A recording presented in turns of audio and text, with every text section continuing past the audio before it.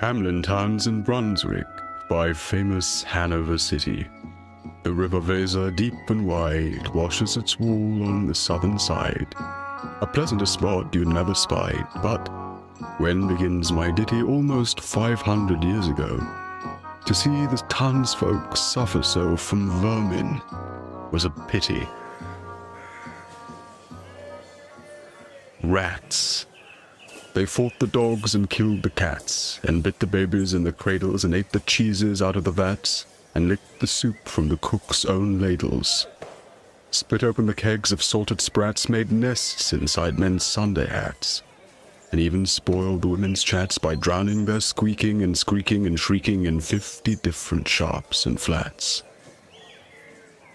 At last the people in a body to the town's hall came flocking. "'Tis clear," they cried, "our mayors are noddy.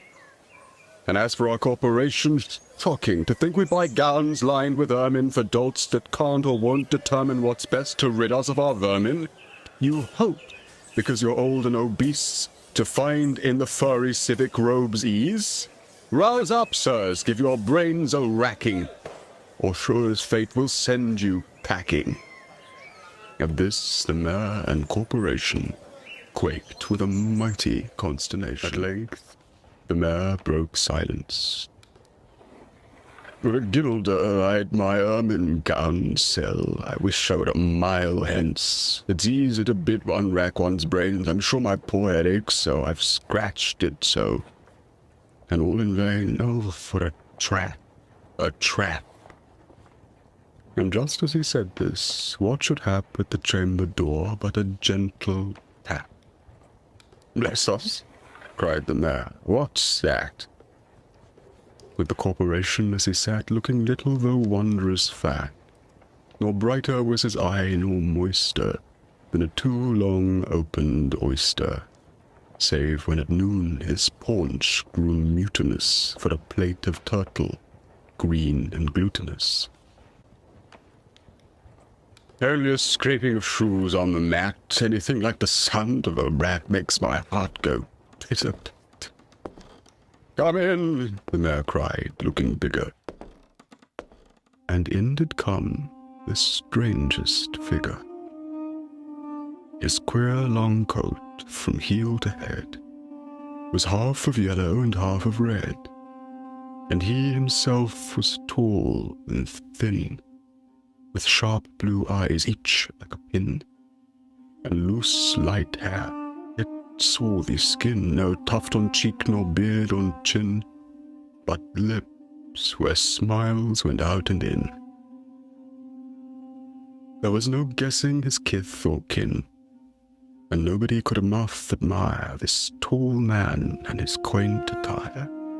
Quoth one, "It's as my great-grandsire starting up at the trump of doomsday would walk this way from his painted tombstone." He advanced to the council table and, "Please, your honours," said he, "I'm able, by means of a secret charm, to draw all creatures living beneath the sun that creep or swim or fly or run after me as you never saw. And I chiefly use this charm on creatures that do people harm, the mole and toad and newt and viper. and people call me Pied Piper. And here they noticed around his neck a scarf of red and yellow stripe to match with his coat of the self-same check, and at the scarf's end hung a pipe.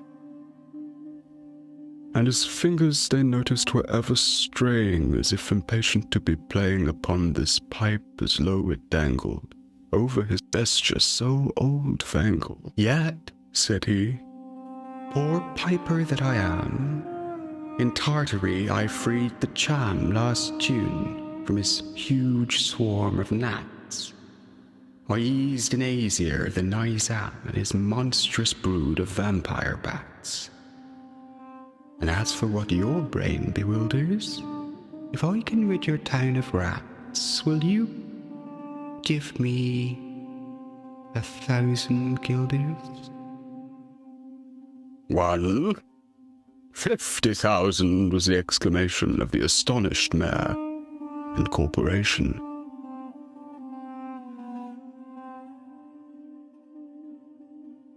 Into the street the piper stepped, smiling first a little smile, as if he knew what magic slept in his quiet pipe the while.